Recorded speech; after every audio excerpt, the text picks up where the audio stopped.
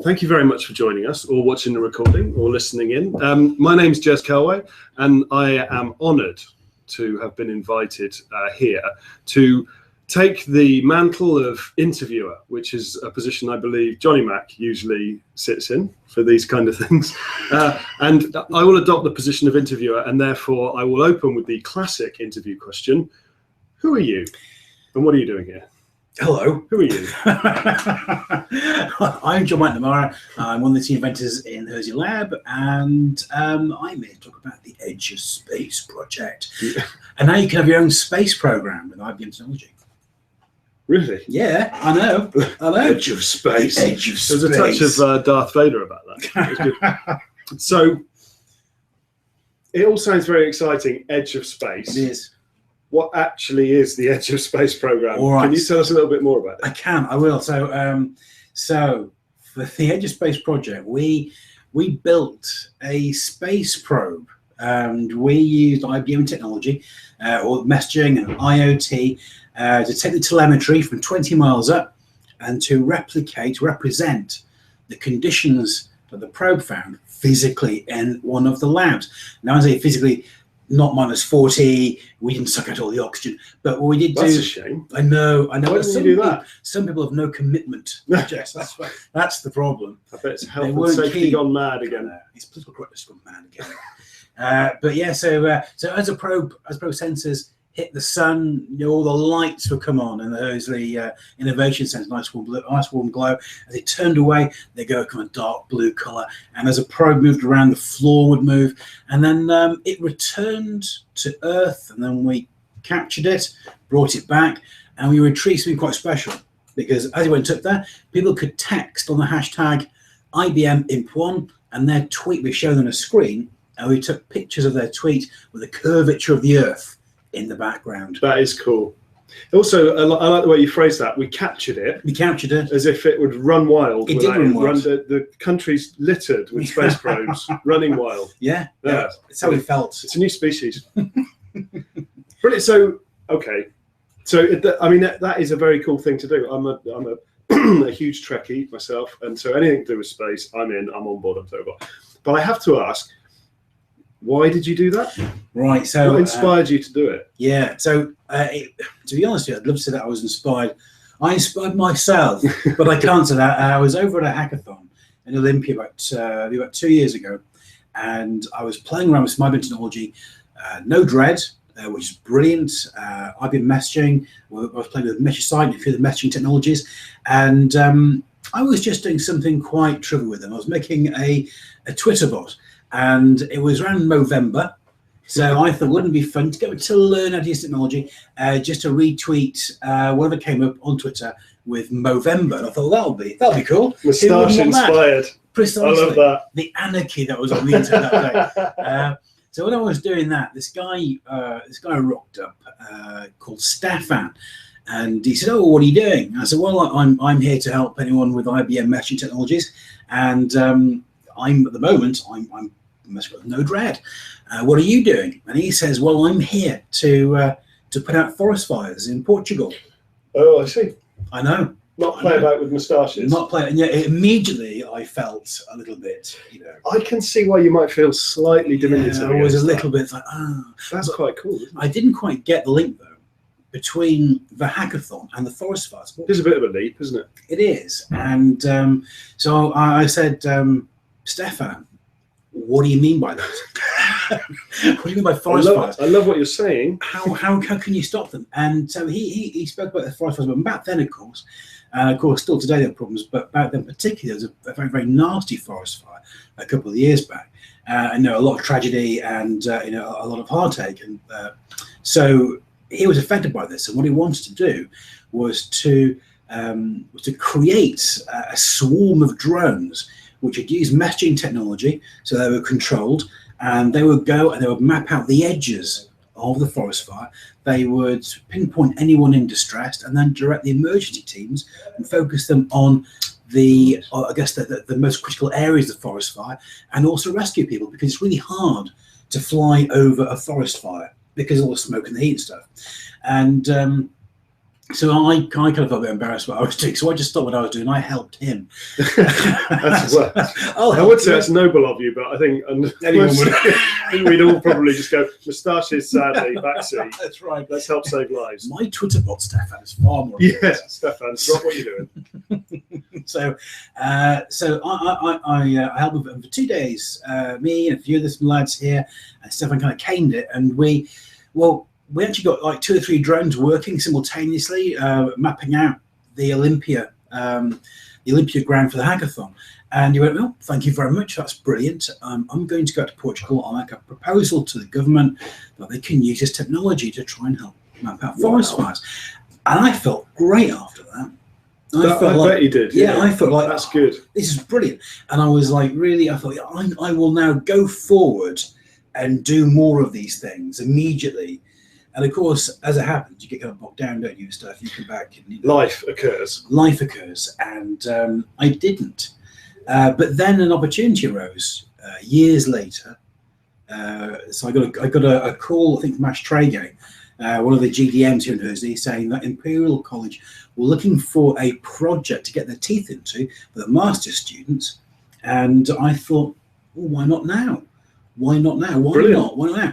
And so I thought, well, on the same theme, I thought, wouldn't it be quite cool, because we had, at the time of the around this time this was kicking off, there was also a number of earthquakes, and I was very mindful of the emergency medical teams, the rescue teams that were thrown in to these environments, and without any real preparation and acclimatization, what they find.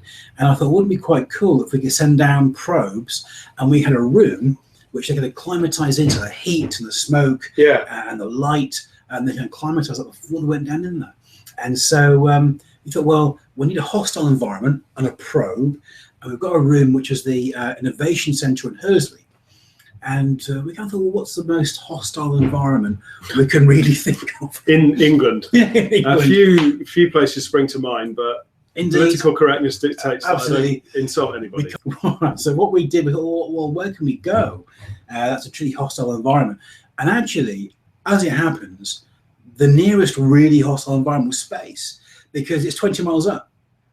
It's only 20 miles away. Yeah, it's 20 miles. Yeah, really, that's true. And so we thought, well, let's try that. That's cool. Yeah. Well, that makes a lot of sense. You know, you think three-dimensionally, think upwards instead of just across the landmass. Yeah, so we thought, well, let's give it a go. And so that's how it came about, and that's how we came about making a space probe with sensors, and connecting up IBM technology, and creating a space program. Very cool. Yeah, that's very cool. Yeah.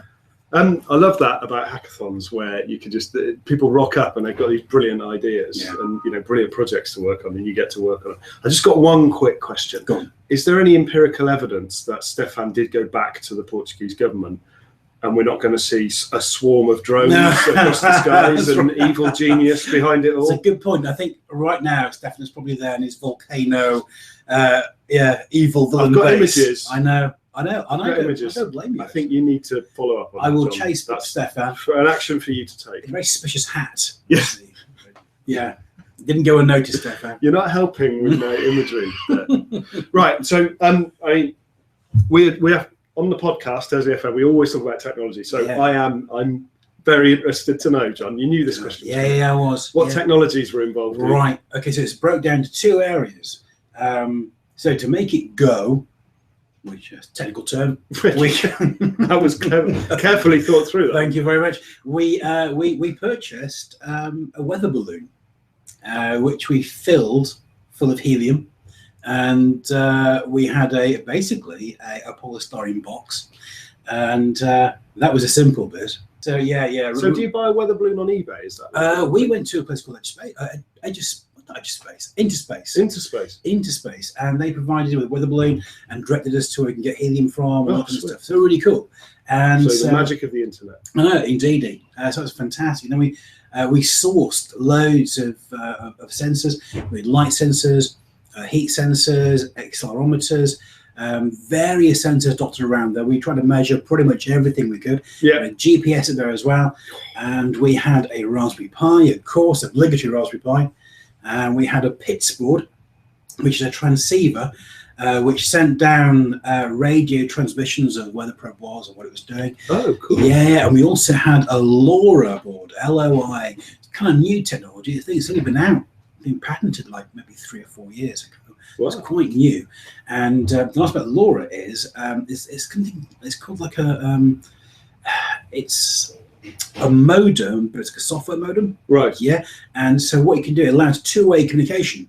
And so you as long as you've got a line of sight, you can point to it and you can send things to it and back down again. And that allowed people to tweet to the probe. Nice. Yeah, and send it down. It's a good job I didn't know about that. That's the important thing. Oh, but we also had the software side of it. We had IBM messaging, we had MQ-Lite and QTT. We had Node-RED. We had Cloudant. We had DB2. So we had loads of software behind it, all of which the guys found absolutely doddle to set up. And they weren't actually coders. These were engineers. And so they were kind of new to coding, but they kind of jumped onto Bluemix, and they had a skeleton of their entire architecture deployed within 20 minutes. Really? Yeah, I'll give a link to the best architecture diagram I've ever seen. It's basically like a big circle with MQ in the middle, and then these lines going at various services. I've seen that one before. Yeah, it's phenomenal. So if you send a naughty tweet, for example, because we thought, it's the first thing that occurred to us would be a naughty tweet. I'm so glad to hear that. Yeah, so we thought, well, how can we stop that from happening? So filter. We need a filter. Yeah, so we had a service at the back end which processed the tweets in Bluemix and then gauged whether or not they were mean tweets or nice tweets. Yeah. And the nice tweets were sent up. Nice. And they were put on the screen, photographed, and then the photo was captured, and we got the probe back and we sent the photos out to people. Brilliant. Which we did. That is a fabulous, and perhaps not the kind of technology IBM's usually associated with is this, hacking sort of stick it together, but fantastic. So, right. Well, what happened on the day, right? Because I assume you can't just launch something into space and not tell anybody about it. Well, you could, but you might attract a different kind of attention. Lengthy prison sentences within a shoe. Yeah, so... tell us the story, John. So the CAA are rightly very concerned with people just lobbing the Civil Aviation Authority. Thank you. They're very, very, very concerned, and rightly so, about people just randomly throwing things up into airspace. It pleases me that somebody is worried about that. Indeed it is. And so we applied for special permission to do that sort of thing. I recommend the first thing that you do, if you're considering it, please get in contact with the CAA and say, I'd like to launch a weather balloon up into the upper reaches of the atmosphere, into space. And they'll be delighted to hear from you, I'm sure. One of the many pieces of sound advice imparted by Johnny Mac. Do it, because the thing is, what you don't want is to push something up there for a plane to wander past. Be sucked into the engine. Exactly. And also, that was what I was worried about. Weather balloons are big things. They are. And, Well, they expanded to, I think it was something like, it was something like 20 feet. It was like, I think it's about sort of 8 feet in diameter when it took off, but it got to something like 60 feet. Really? Yeah. By the time it got up, because of the reduced pressure. Yes. So amazing. So it's a big old boy. So you got in touch with the CAA. Yeah, CAA, and we applied for permission, and so you did that. And in the end, we went with Churchill College in Cambridge. A big shout out to the High Altitude Balloon Society. Without them, this would never have happened. An amazing amount of support we got from there. Cool. Absolutely phenomenal guys. I can't say enough about them. They helped us out no end. And actually, it was those guys who are at Churchill College. So when you come, you can launch from our launch site.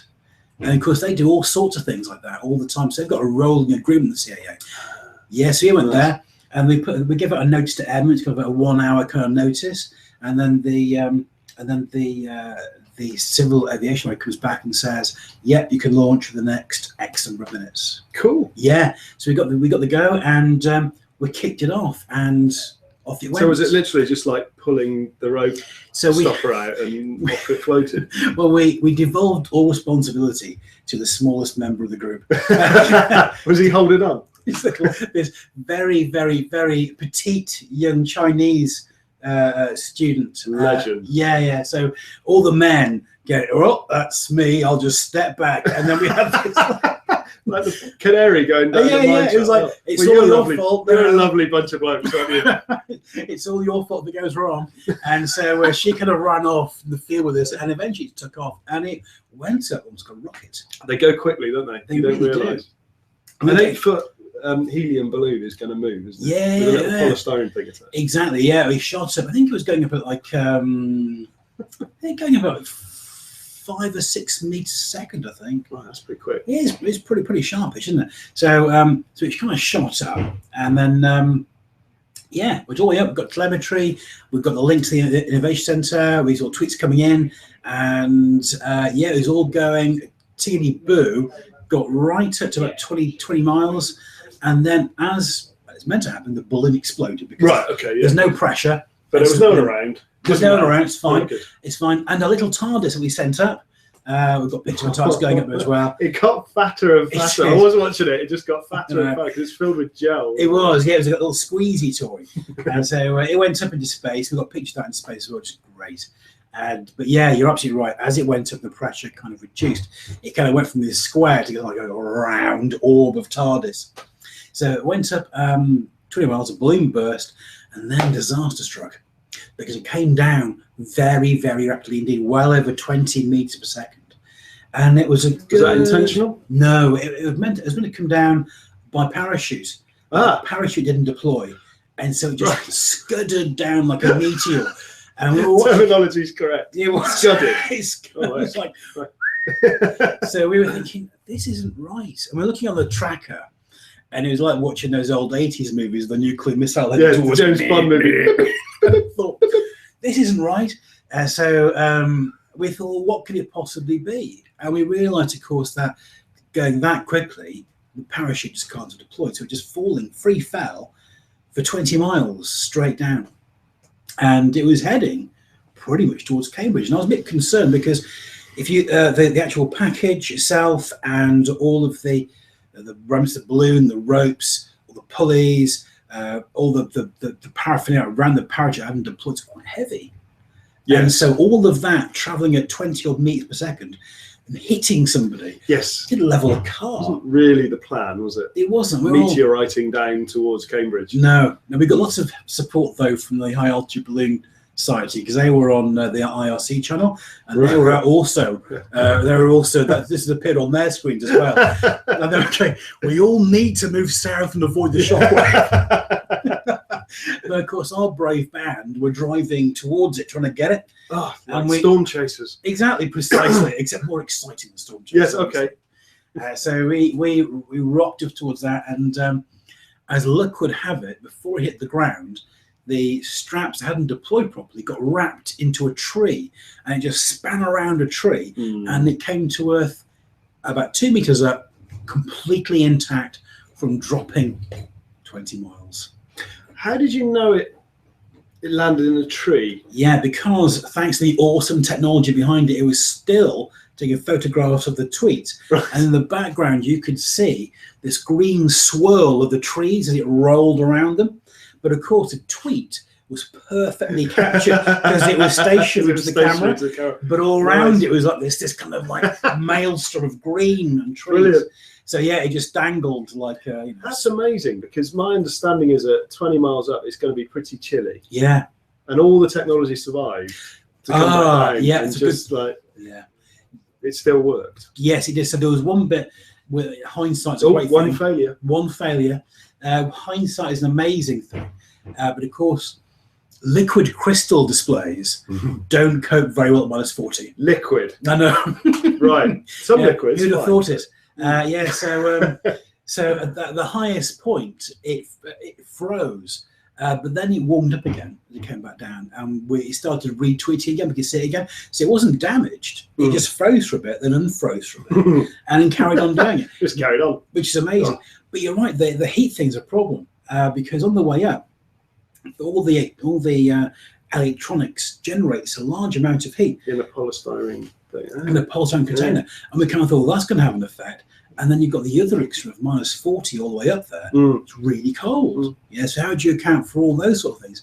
And so be quite careful about the hardware that we used. So we went for an earlier model of Raspberry Pi rather than the later model because less heat, and less power consumption. So yeah, there's a lot of things to think about for sure. Yeah, nice. But yeah, it works, thankfully. Brilliant. So what if, for instance, in the unlikely event, but I'll ask it anyway, what if I wanted to build a space probe? Yeah. Do it, fella. Do it. What would I need to do? How would I do it? How easy is it? So what I would do is, first of all, you need a bit of time. So you need a launch date. Damn it. Give it I would say give it a good couple of months. Yeah. Okay. Right. And first thing you do is talk to the CAA. Go and talk to the CAA and say, right, okay. I'm looking to do this. I'm going to use a weather balloon. I'm going to use a polystyrene box. The entire thing I'll probably weigh. I'll be sending up maybe 2.5 kilos, and give them some locations and give them time to process it, because they're doing all sorts of things. They're keeping planes in the air all day long, and so try and work around as much as possible. But you will need a weather balloon. You'll need a polystyrene container. You will need a Raspberry Pi and a camera, because you want to take pictures. That's a great thing to have. A little SD card. You can get a Pi cam that goes into the Raspberry Pi. So at the very base level, with the power supply, that's kind of all you really need if you want to send it up, take pictures, and come back down again. But have a GPS, have a radio, so you know where it is and you can track it. That's always good. And also, if you want to do something a bit crazy like we did, you can buy really cheap sensors. They're not very much, like light sensors and heat sensors. Attach them to the Raspberry Pi, and you can do all sorts of things with that telemetry. And the bit that doesn't cost you anything, you can get a free trial of Bluemix, Node-RED, and messaging, and you start doing stuff with that telemetry, the back end, and that bit doesn't cost you anything at all. We did all this in a few weeks, and you can certainly do what we did in less than the time for a free trial of Bluemix. Fantastic. I know, yeah. So that's cool. all you need. And so I think at the lower end, you probably want maybe a couple £100. At the higher end, with Raspberry Pi, pits board, LoRa boards for the full experience. Full experience. I'd probably go to about 800 maybe. We can get something for £200 at then, no problem at all. Take some pictures and track it. Brilliant. Or we can do all sorts of wonderful things for a bit more than that. Fantastic. What a brilliant story. Thank you very much. I thoroughly enjoyed it. Thank you. So what if people want a bit more information on it? I mean, because there's obviously more to it about which specific sensors, how it will fit together, the architecture diagram. Yeah. Where are you sharing that? Where's that yes, being made available? We've got loads of blogs. Imperial students, who are the guys that we worked with. Great guys, fantastic guys. We're going to give a shout out to them. They wrote a phenomenal blog and did a number of podcasts all the way through. And if you think about doing it yourself, I thoroughly recommend listening to those podcasts, because it wasn't something that was done at the end when it was all finished. Done during they did journey. This during the journey. Nice. With one at the end, and that's a great way to learn about it. And so I'll put a link into the podcasts and the blogs, and of course, if we get playing on Bluemix for the back end of it, and for the computing power, I'll put a link into there too, and grab a free trial.